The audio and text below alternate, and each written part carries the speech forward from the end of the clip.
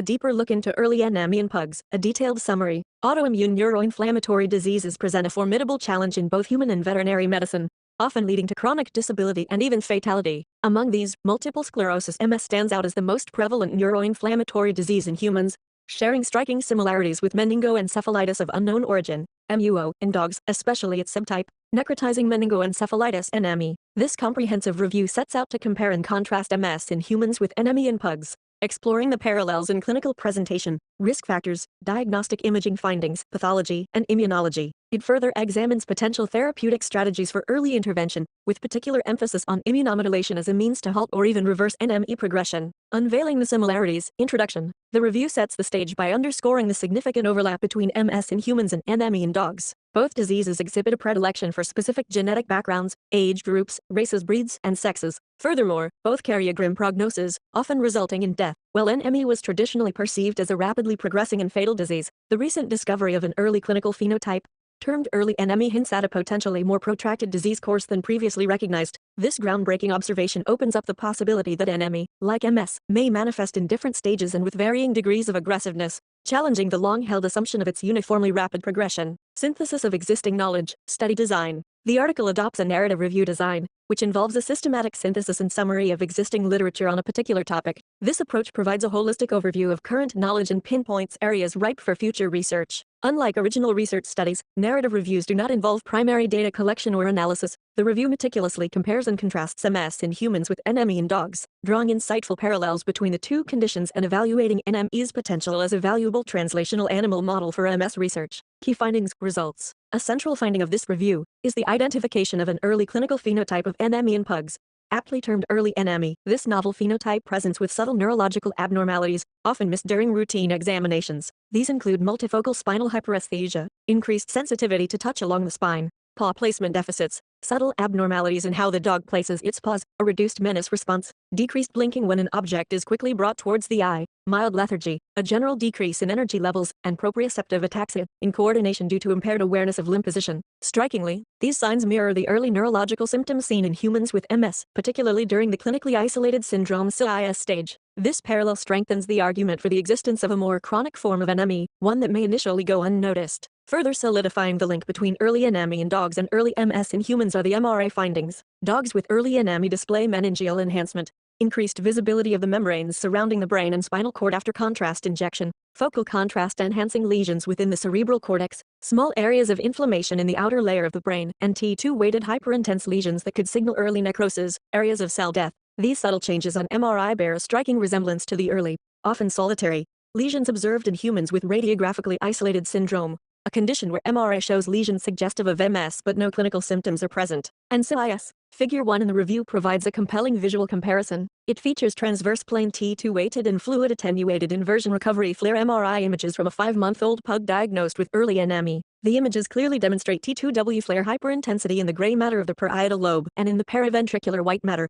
the white matter surrounding the fluid-filled spaces in the brain. These subtle lesions are remarkably similar in appearance and location to those seen in coronal plane T2W and FLAIR images of a human patient diagnosed with CIS, further highlighting the parallels between early NME and early MS. In contrast, dogs with a classic, fulminant form of NME present with MRI findings akin to those seen in humans with aggressive forms of MS, such as the Marburg variant. These include a loss of gray-white matter distinction.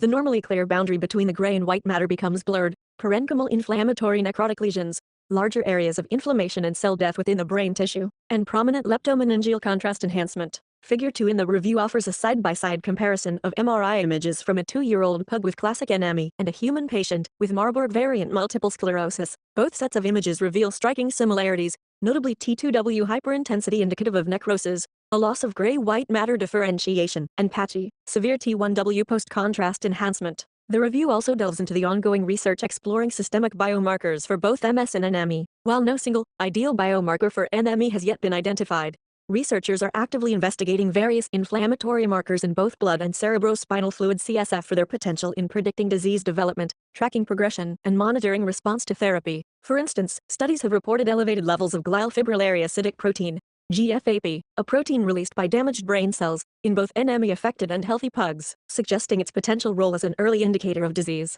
Additionally, elevated levels of the anti-inflammatory cytokine, IL-10, have been found in normal pugs genetically predisposed to NME. hinting at a possible dysregulation of the immune system in these dogs. NME as a model for MS. Discussion. Key takeaway from the review is the compelling argument for NME as a naturally occurring animal model for MS research. While experimental autoimmune encephalomyelitis, EAE, in rodents currently serves as the primary animal model for MS, it falls short in replicating the complex interplay of genetic and environmental factors that drive disease progression in humans. NME, on the other hand, arises naturally in dogs, offering several distinct advantages as a model for MS. Firstly, NME, like MS, is influenced by both genetic predisposition and environmental triggers, mirroring the complexity of the human disease. Secondly, the comparable size of dogs to humans facilitates easier translation of imaging and therapeutic strategies. Thirdly, the relative ease of obtaining MRI scans in dogs allows for detailed monitoring of disease progression and therapeutic responses. Fourthly, the potential for comparable biomarker assessment between dogs and humans opens up avenues for developing and validating biomarkers that could be relevant for both species. Finally, and perhaps most importantly, NME offers a unique opportunity to study disease prevention strategies in a naturally occurring model that closely mimics the complexity of its human counterpart.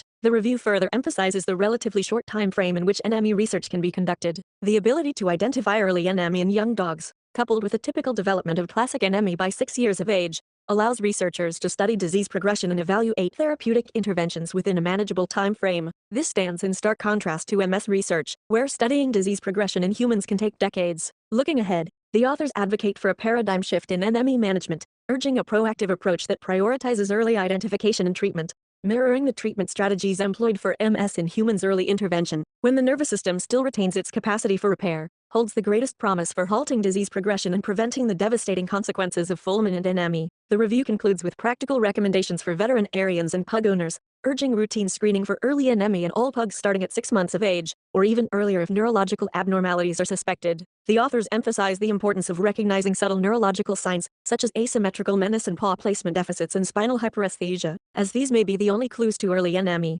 The authors also highlight their ongoing research endeavors, which include genome-wide association studies, to identify additional genetic risk factors for early NME in pug-chihuahua crosses, as well as prospective clinical trials evaluating the efficacy of mesenchymal stem cell MSC therapy in pugs with early NME. MSCs are multipotent stromal cells that have shown promise in modulating the immune system and promoting tissue repair in various inflammatory conditions. These ongoing studies hold significant potential for advancing our understanding of NME and paving the way for effective early intervention strategies. From Vet Neuro Jar, keep those minds inspired, hearts light, and tails wagging.